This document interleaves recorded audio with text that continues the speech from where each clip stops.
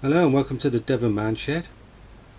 Now this kit has been around for quite a number of years and I've often seen it on the shelves in the local model shops, and I've often thought to myself I really ought to buy one of these and put it together, because I actually had one of these many years ago. Mine was in red, and because I'm into me planes I sort of veered away from buying it. Now I saw this on Amazon for 15 quid including delivery, and I thought, well, that's a bargain, especially it being a Tamiya kit. They're quite highly regarded. So through the post it came. So I decided to make a video of the build and the painting of it. I don't intend to do an intense sort of video about it, because it would take literally hours to video every conceivable bit of gluing and painting on it. So this will be like a condensed build. So with no further ado, we'll crack on, and I'll see you in the next clip. Right, well, let's crack on. It looks like the instructions are informing me to assemble the engine first. Now I've also noticed, because I always tend to look ahead on these builds, it looks like it might be a good idea for me to spray the engine before it goes into frame as well. So this not only will be a assembly job, it will be a paint job as well. Now what I'm going to do now is I'm going to cut the components off the frame here, or the sprue as we call it. I'll use some flush cutting side cutters for this, because these get really uptight and they don't leave a great deal of plastic on, and if they do by any chance, or I get any flash, which is excess plastic on the mouldings, I use a scalpel just to remove it. So it's a case of cracking on. See you in the next bit. Right, these are the components that make up the engine. Now some of these are put in bags. They're very small items, some of these, and I'm a bit concerned that they're going to get lost, so I put them in bags, because chances are they could end up on the floor and I could lose them. So they're not needed at the moment. And I've also got some chrome parts here, and I put those all in one bag just to make sure that they don't get damaged, etc. So that's the reason behind the bags. The actual sump, crankcase, block and head, these components here, they are going to be assembled, and these are the parts that are going to have to be sprayed before I go putting any of the other parts on there. If I go here and away, glue all this, glue all these chrome parts on, glue the car box, when I go to paint it I've got to mask all these up, so it's best to get it done out of the frame. So in the next clip you'll see that engine block assembled.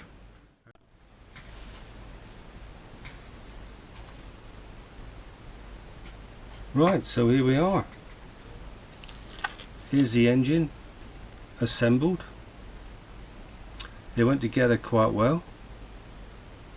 But sometimes in these kits they don't sort of go together as well as they ought to, but this being a Tamiya kit, they got a reputation for being a good quality sort of product, and they just go together really nice, and there's very little sort of work needed to tidy them up in the way of seams and things. Now while I'm on the subject of this block, I just want to run through what glues I use,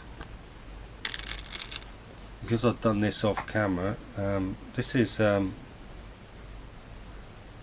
glue made by Revell.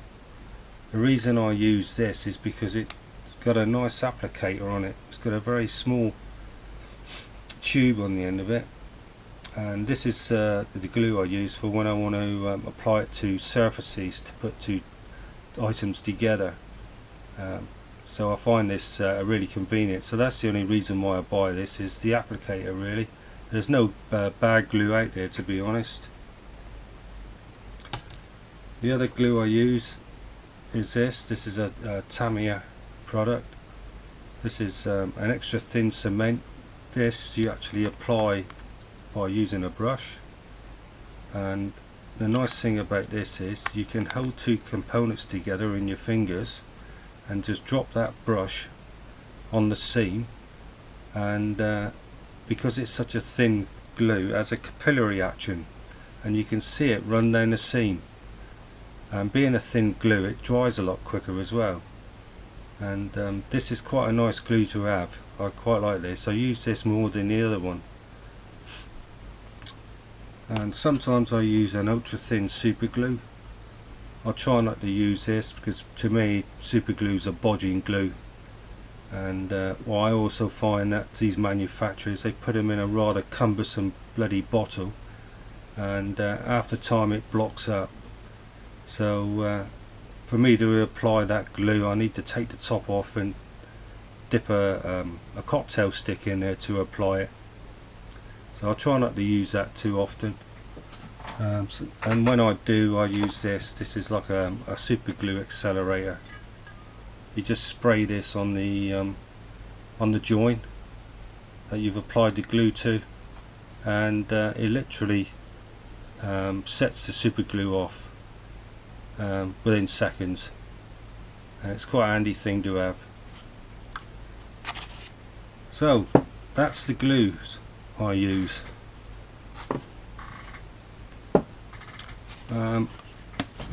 So the next stage is basically I need to spray the engine block and the carb silver.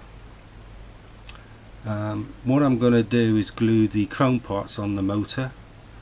I was going to leave those to last, but I've decided that they look a bit naff. They look too shiny to me, and I've come upon the idea of maybe calming them down by using a matte varnish, which I was going to use on the engine anyway.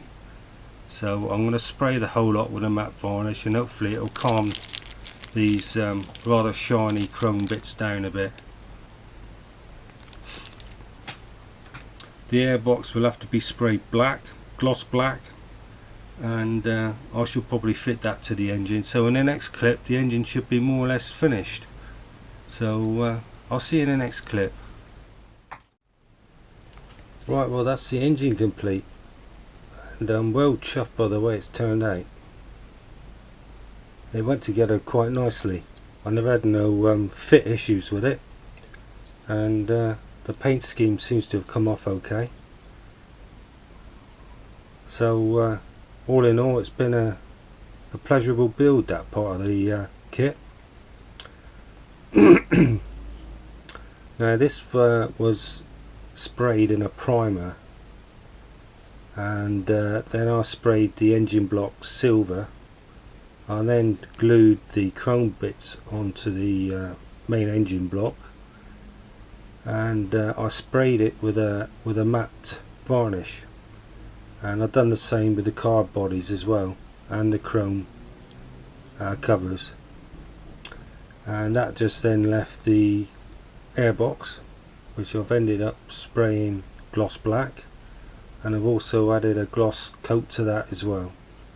So there's like 3 shades going on there on the motor, and it just makes it a bit more interesting to look at, makes it stand out a bit. So the next stage is the frame, so I'll be doing that in the next clip, so I'll see you then. Right, well welcome back, and as you can see the frame is part of the next build.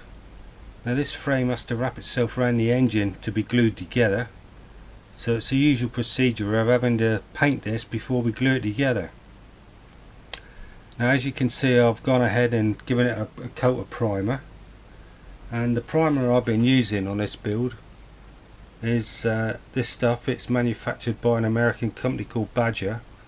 They're very well known for their airbrushes, and the nice thing about this particular primer is the fact that you can just tip this out of the bottle into your airbrush and start spraying straight away.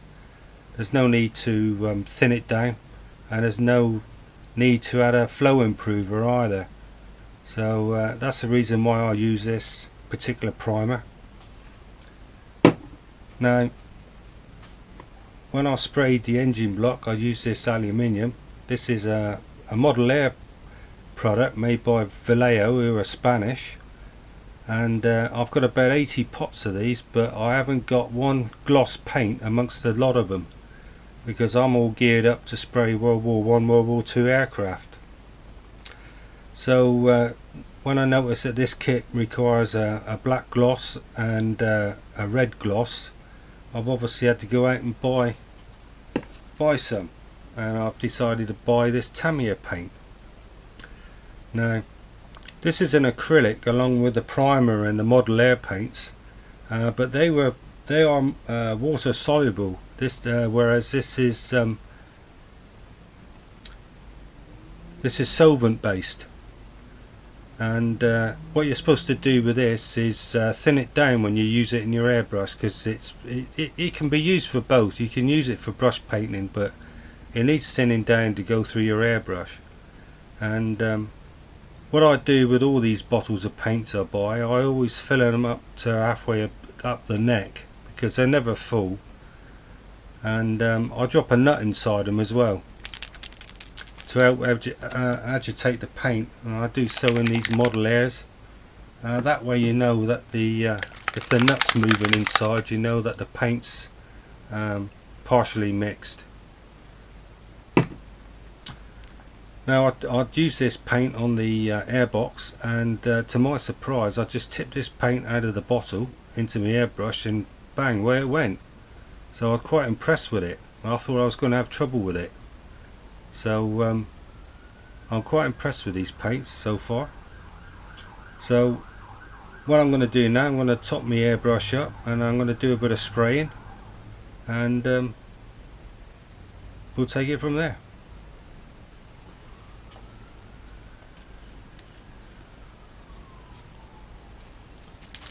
Give it a good shake.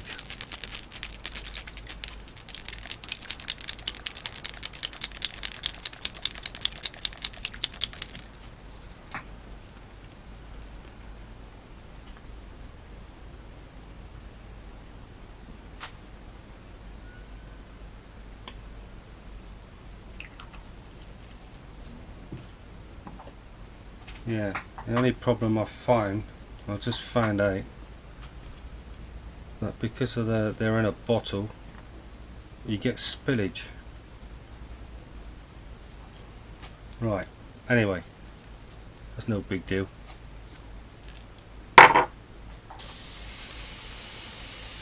Right, I'm spraying at 18 psi, and I've got a 0.3 needle in my airbrush. So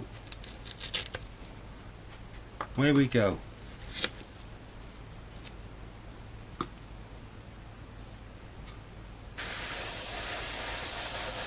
I'll do a very light coat to start with.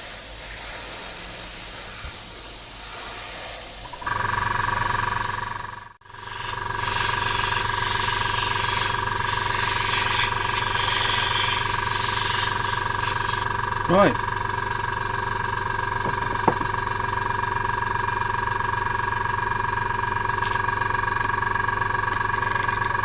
That's one side down. I'll spray the other side off camera. There ain't a lot to it really. I just thought I'd show you this bit of spraying, see what it's all about. So in the next clip we'll have this frame all completely sprayed black, and I will also be spraying it with a gloss varnish as well. Wherever that is, where is it? Here it is. This is a Humbrol gloss varnish. I should put that in my airbrush and spray it with that, and that will give it a gloss look to it. So I'll see you in the next clip.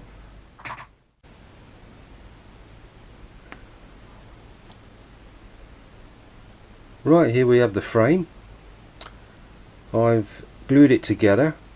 it had to be wrapped around the engine to do so, and I never had any problems with it. I was expecting I have to do a bit of fettling to get it to fit properly, but once I clamped the headstock together and located the two frames together, all the contact points for the glue all fell in place. It all fell into place. I didn't have to squeeze them together or anything like that, so that frame went together quite nice. Now I've obviously had to spray this. I've primed it and I've used a black paint. I've used the Tamiya black paint here, and I've also I went out and bought their clear as well, because although I've got a clear, it's a Humbrol clear, and I find this takes too long to dry, so I decided to go and buy this, and I've done exactly the same as I've done with the other paints. I've just topped them up with IPA, isopropyl, halfway up the neck, and I've poured that into my airbrush, and it's worked a treat. So I'm quite happy with that.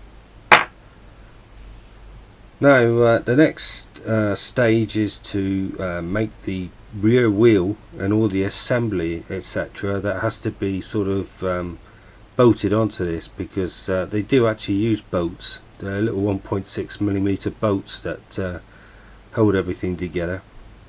So I'll crack on and to get the wheel and the sub-assemblies glued together and sprayed, and in the next clip you should see the assembly attached to the frame. So I'll see you then.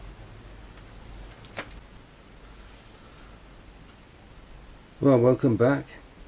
And when I mean welcome back, it's been literally a second in between the clips, but in reality this has taken me about 4 evenings work to get the rear sub-assembly glued, painted and attached to the frame.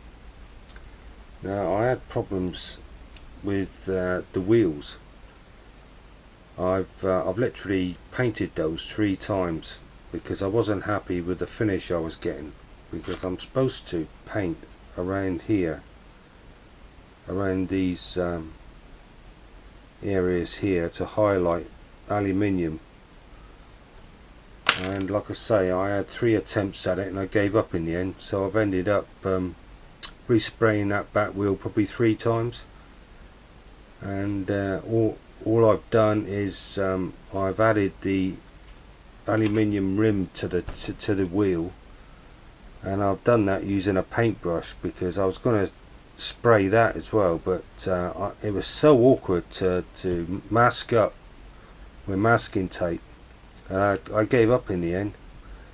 So that back wheel really isn't as good as probably the rest of the bike will be, but it's good enough. I've noticed that there's some damage in the actual mold tooling, because when I was painting these under a magnifying glass, I could see that there was damage to the tooling, and I could see that the manufacturer had done some repairs on the tool making as well. So that probably explains why this is 15 quid at the moment, and the other Tamiya models of this scale were sort of up around the 30-35 quid mark. So they're obviously aware that this is a very old tool, and things are starting to wear on it. So that was the most time consuming thing I had to do. I've brush painted these chain tensioners, and I've had to spray the rear shocks. They were plated, chrome plated, but the problem I had with them was they had a lot of flash on them. And what I mean by flash is excess plastic, and if you remove excess plastic on a chrome part, you're going back to the original plastic. So it was a case of priming and spraying those shocks silver, unfortunately, instead of having them chromed. But there again, that's another reason why this just kit's cheap, because that's a good sign if you get flash on these mouldings that the tooling's starting to wear. You get plastic seepage. So other than that, it went together quite well, and I quite like these touches where the actual swinging arm is screwed on using a couple of screws. It's a nice little touch, that.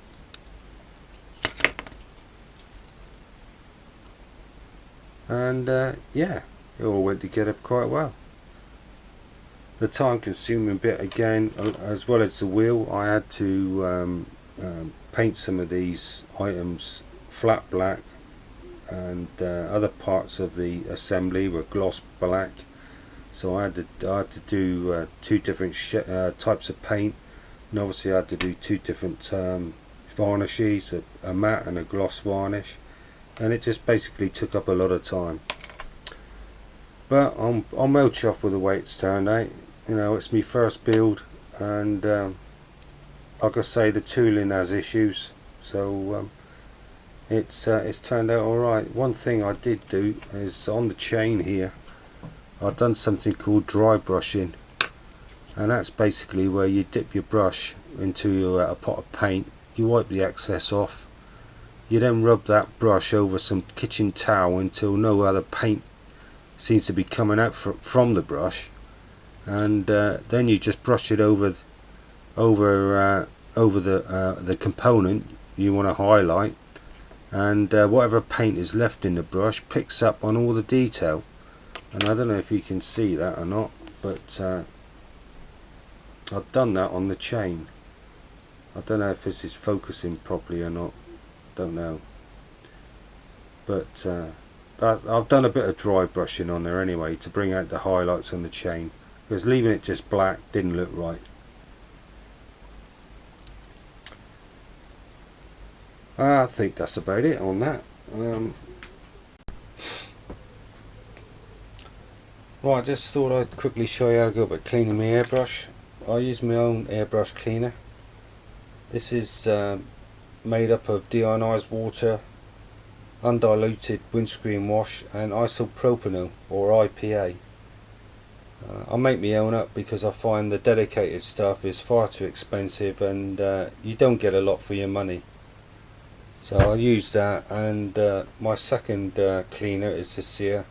This is just deionized water and IPA again, but I've added some glycerine to this, which is this stuff here. It's readily available, and what this does, it keeps the O-rings in the airbrush nice and supple.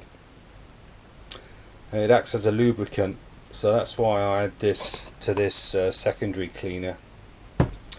So I've tipped the contents that were left in the bowl back in the bottle, and I tend to use this spray gun because I find it more or less cleans the bowl.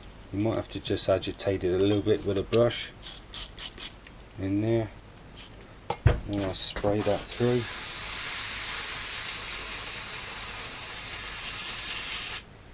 And then I'll take the end cap off.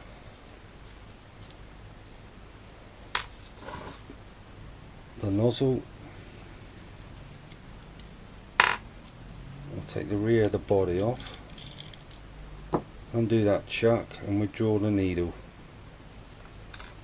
And this is where I use this stuff. Squirt it through there, squirt it around the bowl.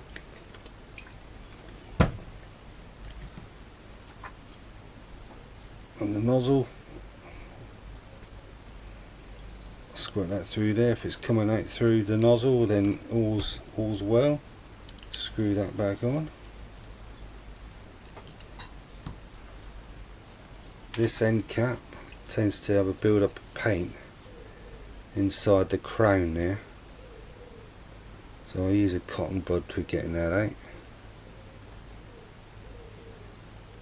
Bit of that again.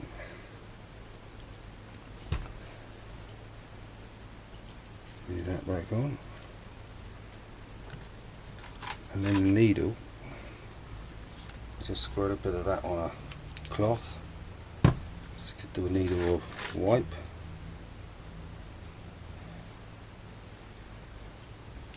put him back in,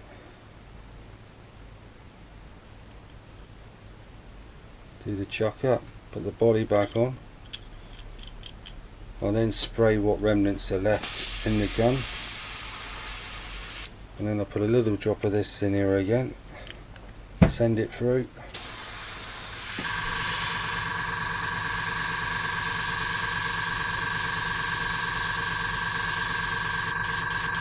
And once that's clear, that is then clean. Little wipe around there, and there you go. That's what I do every time I have to do a colour change. This is a Chinese knockoff of something obviously more expensive. If you pay 3 figures for an airbrush, you don't have to strip it down like I showed you there. You can just send the cleaner through, and then you can put your next lot of paint in. But because these aren't made to the same tolerances, they suffer a little bit of leakage. So it's a case of stripping them down all the time. But I've had this brush now about 3 years, and like I say, every single colour change I've stripped it down, put it back together, and it's still totally faultless in the way it works. So there you go. That's the cleaning process of an airbrush, and also gives you an idea of the components of it.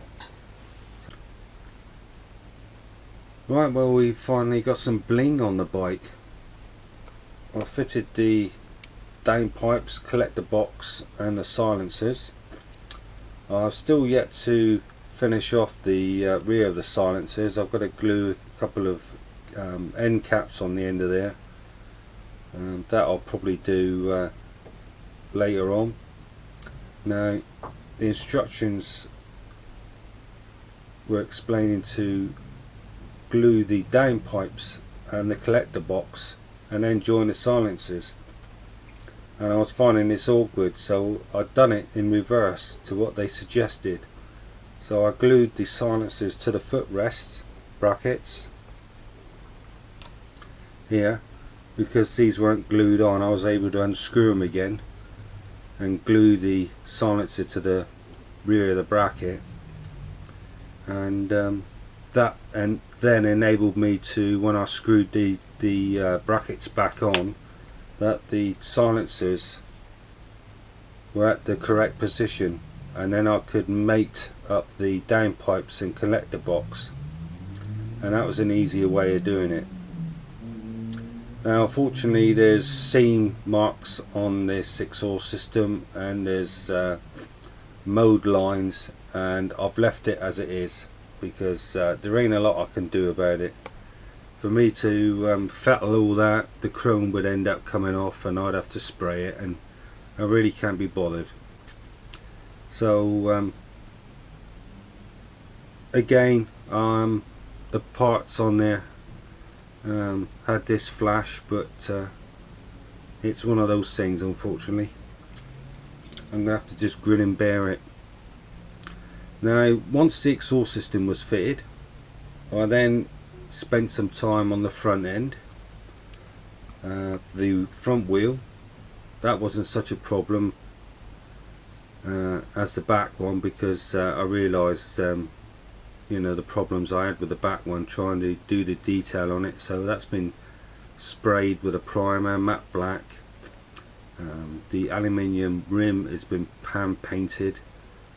It's had a matte varnish applied, and the disc brakes have been attached to the wheel as well. That's all been done in matte colours, and the lower forks have been sprayed matte black as well. Now, the headlight brackets here, they've been done in black as well, but I've done those in gloss. Now, I've had a problem assembling this because this has a very small 1.6mm bolt that goes down through the top of the handlebars, through the frame, through the headstock, and screws to this plastic bracket here. And it was a fiddly job, and I ended up having to glue this bracket after I'd sent this screw down. The instructions said glue this bracket to the forks before attaching it to the frame, and I found that I didn't know what position it's supposed to have been in. So taking the screw down through the headstock, tightening it up, I then knew that this bracket here was in the right position. And the mudguard's been primed, sprayed with the Tamiya red, and done with the Tamiya clear coat. Now this was made up of two parts in two halves, and the gap was not too clever, so I decided to use my bodging glue. So I held both parts together with my fingers. I laid some super glue on the inside of the mudguard, and while it was still wet, what I use is this. I use baking powder, and I sprinkle this baking powder over the super glue, and it gives it a nice strong bond, and also it's a lot harder to rub down as well, because the glue had seeped through the gap on the mudguard, and this obviously followed through with it, and I was able to rub that mudguard down and get rid of the seam mark. Now if I'd use ordinary plastic glue, that glue I'd have to wait for 24 hours to go off, and even sometimes when you're sanding that glue, the heat build up makes it go all gooey and soft. So I decided to use the super glue and baking powder trick, and it worked. It came up really well. I got rid of the seam mark on the mudguard, and I'm well pleased with it. Really turned out alright.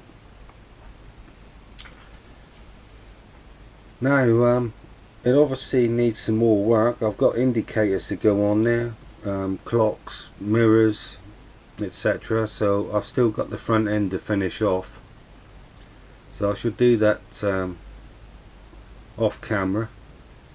And I think the next clip will be assembling and gluing the rear inner mudguard.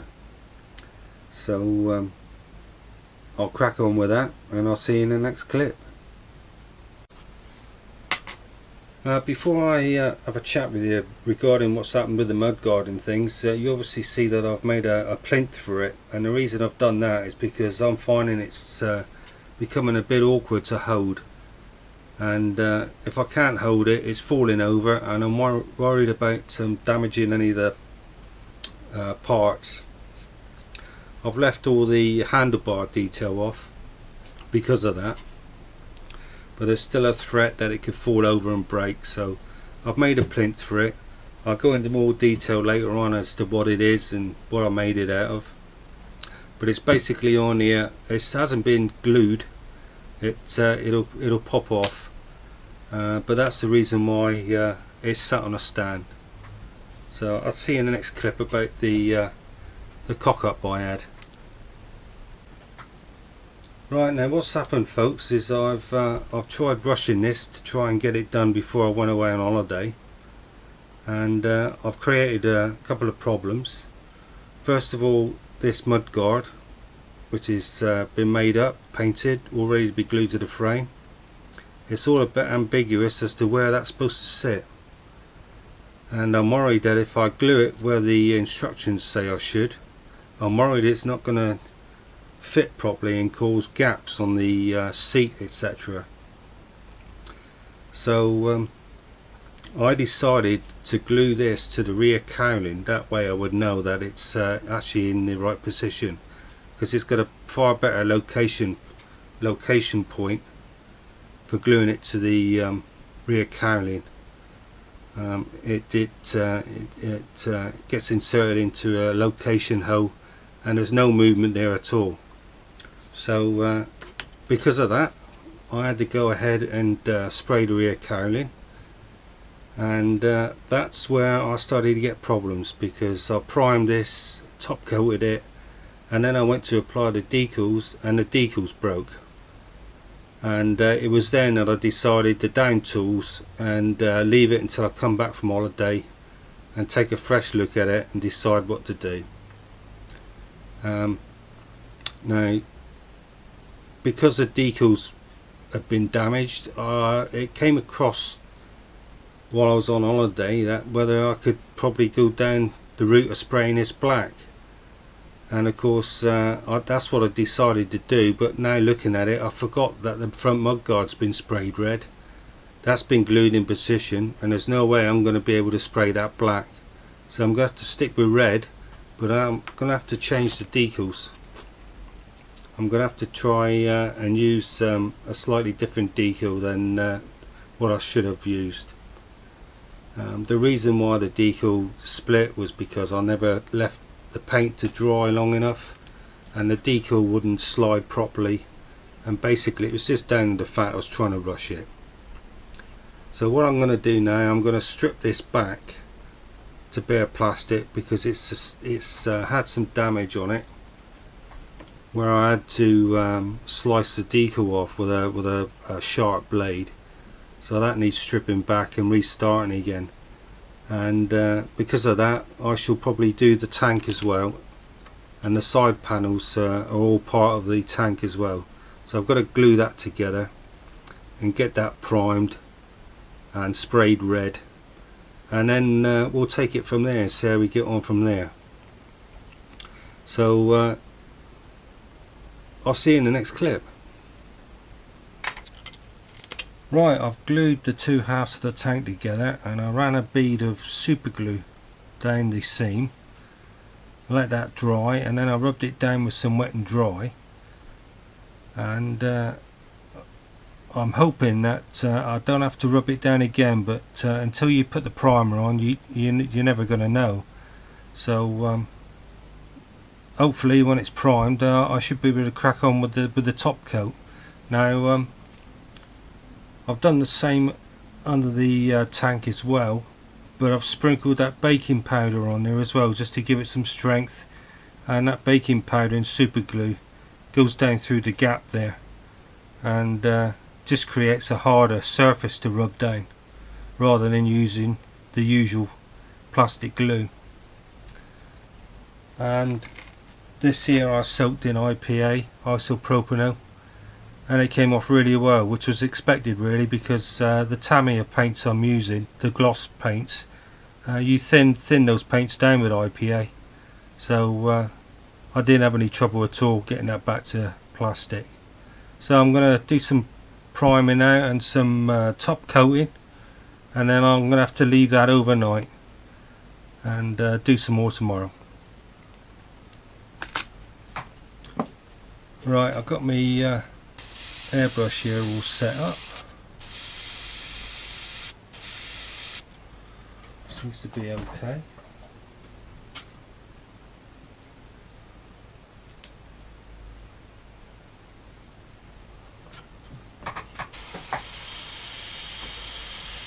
Right, let's go for it.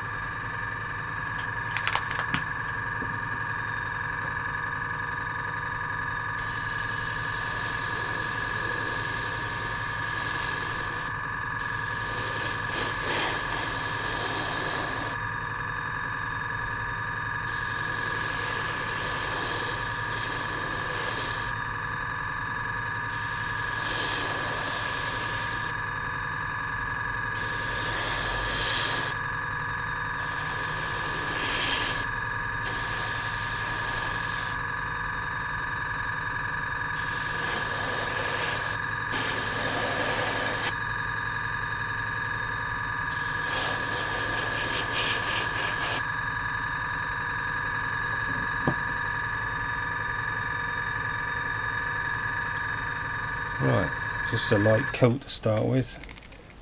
I'll let that dry and give it a second coat.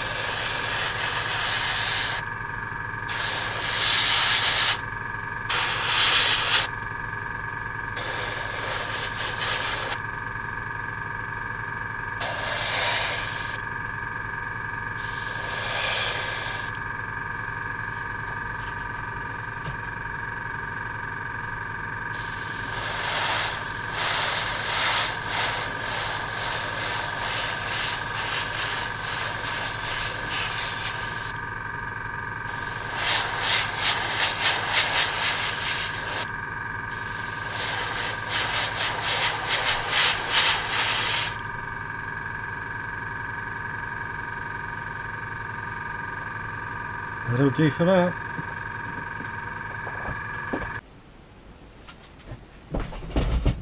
Right, one more coat on this and that should be done.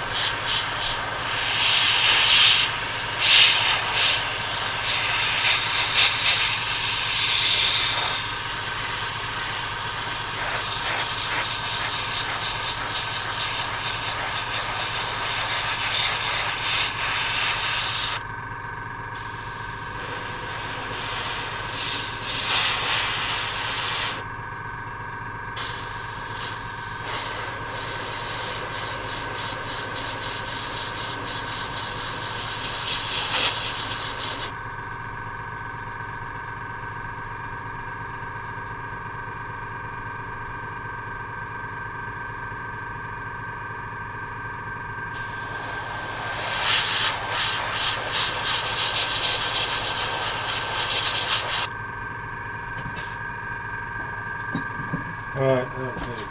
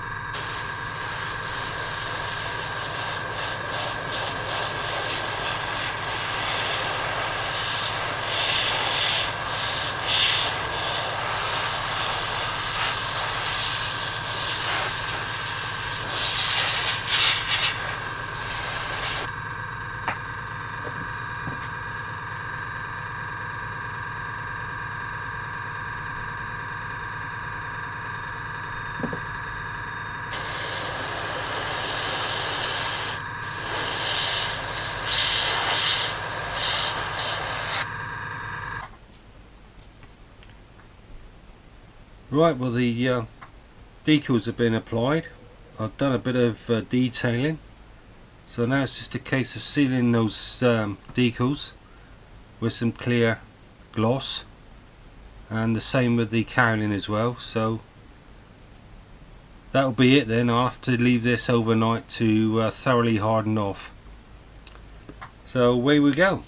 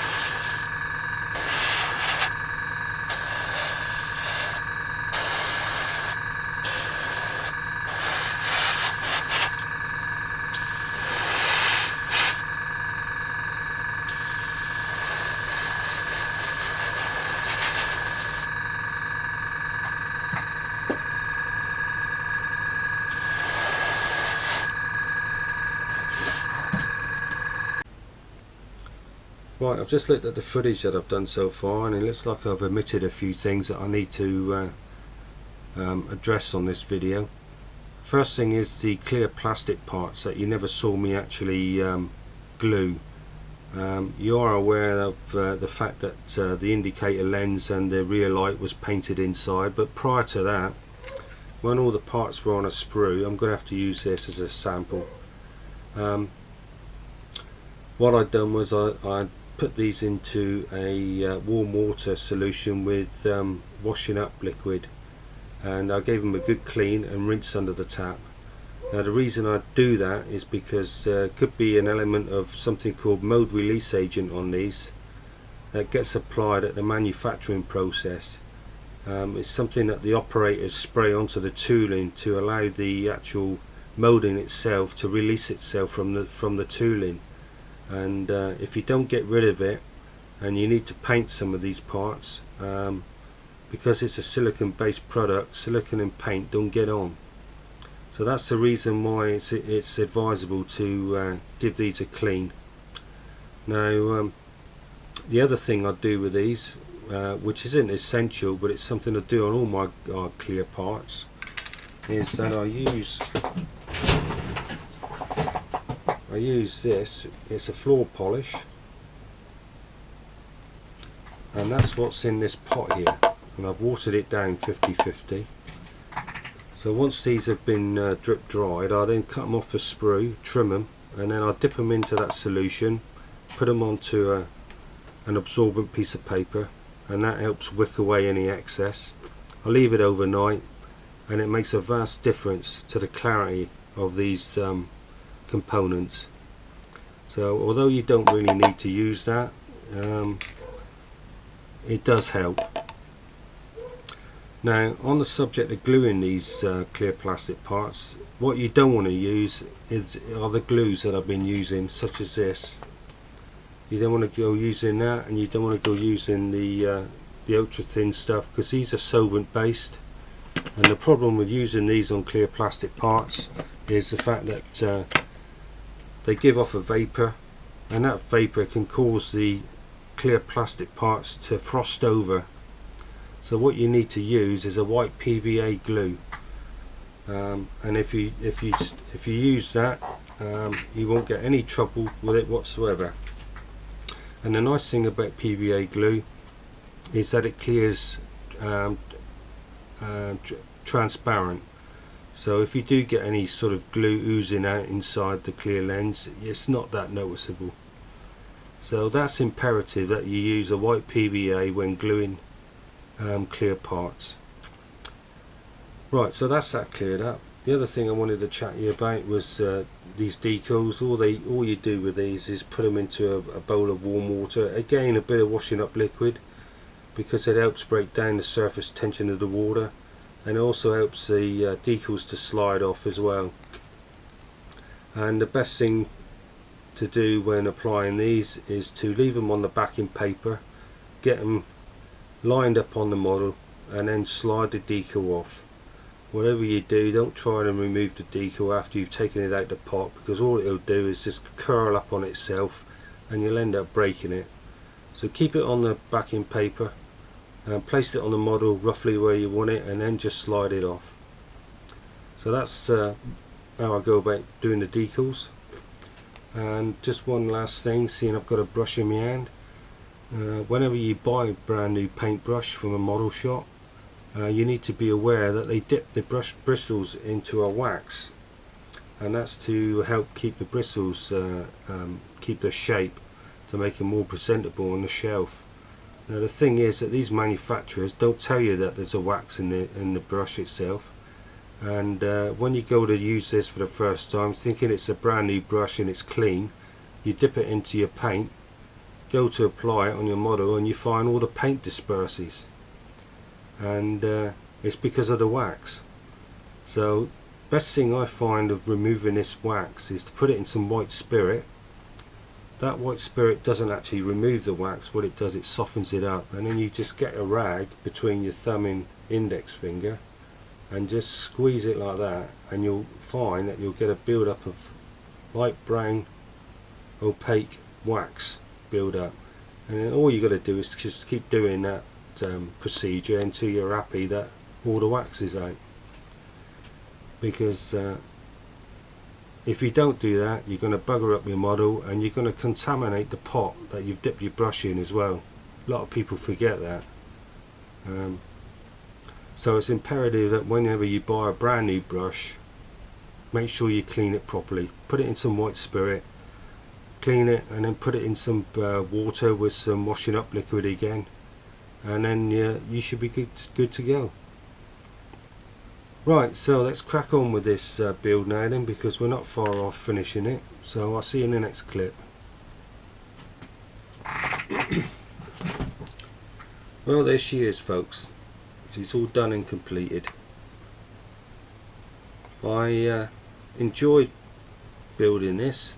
It did seem a bit long-winded due to the fact that everything had to be painted before it could be glued together, and obviously I've had a holiday in between as well, but yeah, I'm well chuffed with the way that this has turned out. Actually, I didn't expect it to turn out as good as this.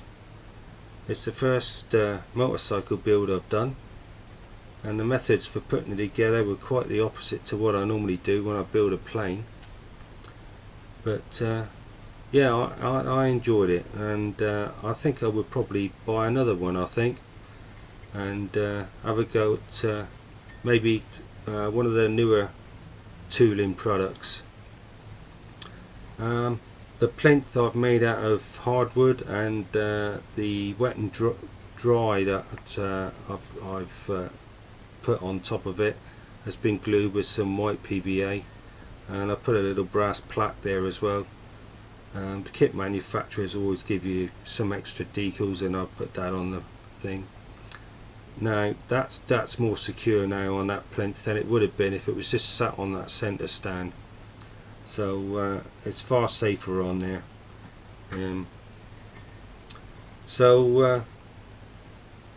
Yeah, that's it. So I'd like to thank you for watching. I also want to give a nod to my subscribers, because they've been a bit patient with me. I don't upload a great deal of videos. I'm not that prolific, because I prefer to build these off camera, because I get more satisfaction out of them. The hassle of filming it and editing the footage and all that is just a load of extra stress, really, and I don't really pursue this hobby to get stressed out, and I can leave all the stress to the working week. So I will be introducing some more videos soon. If anybody out there is interested in buying one of these, by all means go ahead. I wouldn't suggest brush painting this. I would go out and buy some rattle cans, some automotive aerosols, and spray it with those. See how you get on, and maybe if you get to enjoy it like I do, you'll progress to buying yourself an airbrush, which is a godsend in this modelling lark. You get such a splendid finish on these using an airbrush. If any of you are interested, I've got videos up on my channel going into detail about the particular airbrush I use. I also got a review on there of my compressor. I also got a video about me homemade airbrush cleaners. I've also got something up there on the ultrasonic cleaner. Now, although I clean the airbrush manually, and I keep on top of it, now and again it could do with a deep clean, so I've got an ultrasonic cleaner that I put in it. So I've got that up on my channel as well, just to give you an idea of what maybe you might need to buy when you purchase an airbrush, because sometimes it's just the bloody maintenance of these products that costs some money. It's not the initial purchase. Anyway, I'm rabbiting on. I hope to probably see you in the next video. If you want to subscribe, please do. By doing so, if I put a video up, you'll be notified, and maybe I'll see you in a future video. So again, thanks for watching, and maybe see you soon. Bye.